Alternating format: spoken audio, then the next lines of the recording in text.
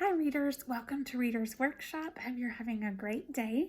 Today I want you to start by kind of thinking about a few lessons back when we were talking about how there are certain people in our class or certain people in our family that we just know, man, they really love everything there is about turtles, or this person really likes everything there is to do with baseball. So there are certain things that as we get to know people, we know about the things that they love. And so when we think about books, we think about, oh, I bet Bentley might like this book about turtles because he loves turtles. And so you think about people as you're reading books that might also enjoy these same books. So today's lesson, we are going to think about how readers really start to fall in love with certain topics. So you start out, you might just pick a book from the library or pick a book that you order online. And it might be because, I think I might be a little bit interested in this topic. But then as you start to read, and the more you read about it, you become really interested. And you think, I want to find another book about that same topic. And so you look for more books, and the more you read, the more interested you become in that topic. And so then before know it, you are falling in love with that topic, and you want to read more and more books about that topic.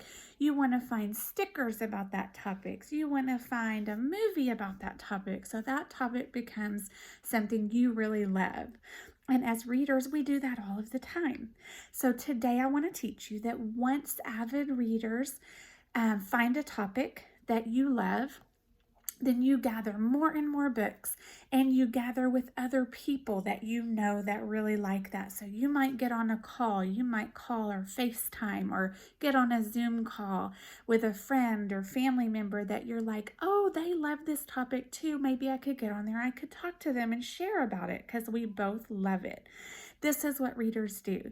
So our lesson today is about those topics that readers fall in love with. And I want to tell you that one thing readers do is, I kind of just gave you an example, is you get on and you talk about it.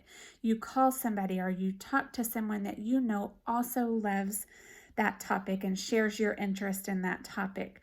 I have also put the Flipgrid link back in our lesson today that we put in a few weeks ago, where you could go on and you could recommend books for your friends. And even if you've already gotten on there and you've already recommended a book for someone, it's okay to do that again, because as you read more books, you may have more recommendations.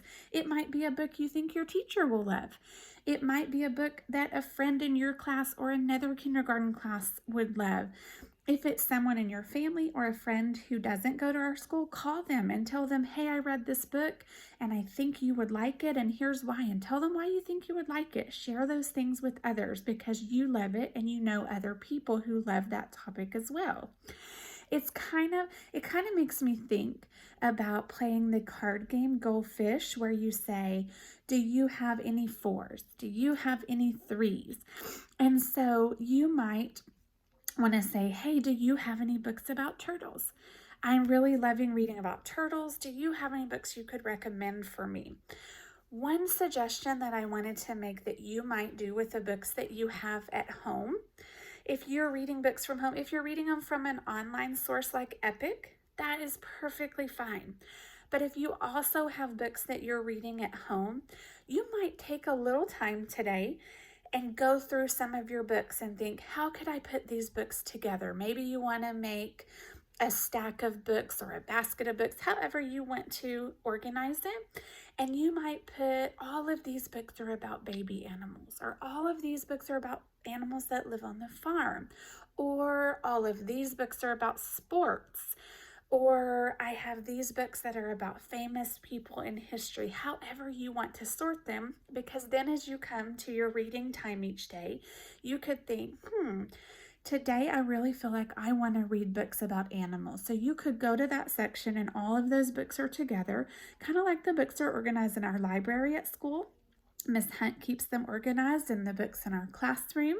They're organized because sometimes as a reader, you kind of have in your mind what you want to read about, and you don't want to spend all of your time sorting through all of your books trying to look for. So if you kind of put them together, it will help you. And I want you to think about, as you're reading, think about, I linked again the Avid nonfiction reader chart to remind us some of those things we do as we're reading these books that we love. We have wow pages, and I might put a sticky note, remember, that has an exclamation mark to mark a page where I thought, wow, that's super interesting, that I want to tell someone about it. When I recommend it on Flipgrid, when I call them on the phone, I want to share this wow moment because I think they're really going to like it too.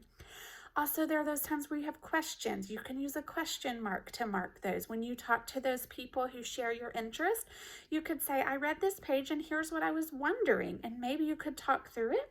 And maybe you find the answer to your question. Maybe you need to read more books or learn more about it before you can answer the question. That's okay too. We also talked about learning fancy words about a topic so that when you share and when you talk, you can really sound like an expert because you're using these fancy words that you learned in your reading. Today, I want to tell you, sometimes on your sticky notes, nonfiction readers might use just an arrow.